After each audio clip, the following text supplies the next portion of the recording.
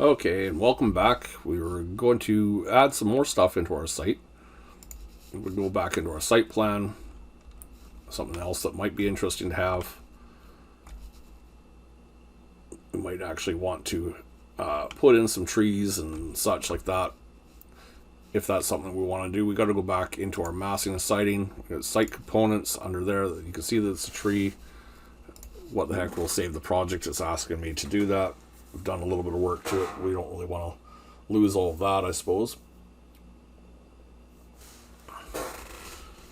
But what we're going to be able to do, it's bringing us up into the properties menu. We've got a bunch of different trees and different things that we've already got preloaded basically into the system. We can move those around and place them into our property.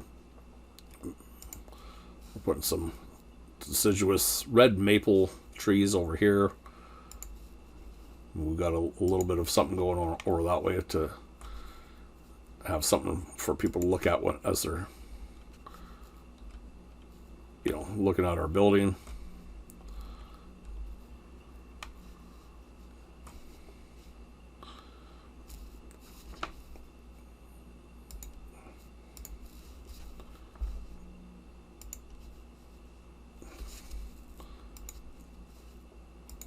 You can put another something or other in there as well.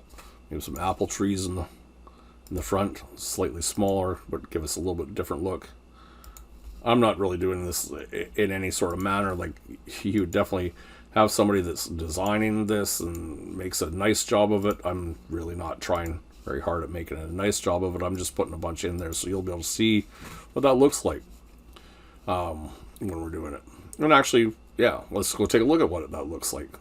Take back to our 3D mode. We should be able to take a look at our building. Just thinking about all the stuff we did, I guess.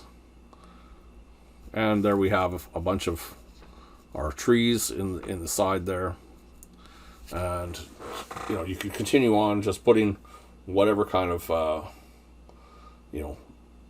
plant life or whatever that you'd like to have in there. There's a ton of different plants or features that you might want to have on the outside. There's obviously, you can in this you can put in pools and whatnot in there. Pretty much, if you can imagine that it might be out there, you can certainly put that out there. Not an issue at all. Well, let's go take a look at it's still thinking about something here. That's kind of funny. I'm going to escape out of this command so we're not putting in trees willy-nilly. Go into site. Because it still will, you got to remember to do that every so often. It still will put in,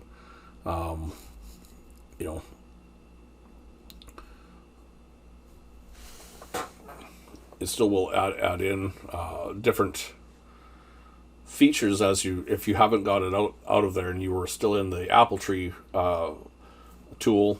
It's going to continue on adding apple trees to your building, right? To the plan. As you're just clicking around, you might be just trying to manipulate where you're at, but yeah. So there we are. We've pretty much got quite a bit of stuff here. Oh, there's our contour lines. We can actually label the contours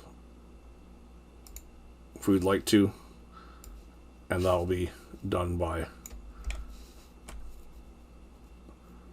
running up the line that they've given you to draw it. That's giving us different elevations from where each one of the contours are.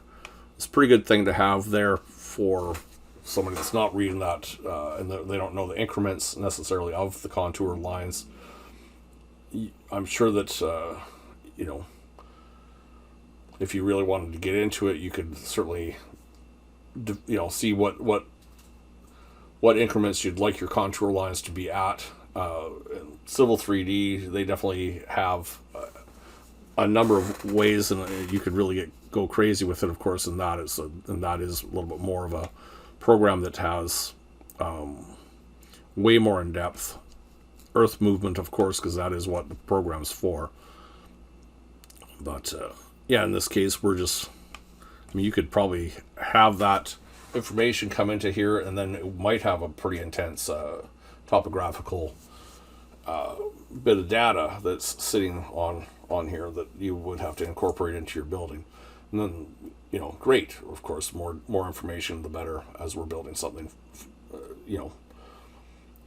Anyways, there it is. That's your basics about how to do topographical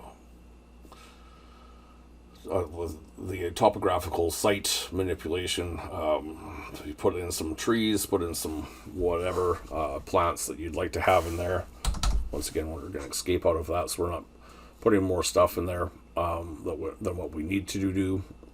But there you have it.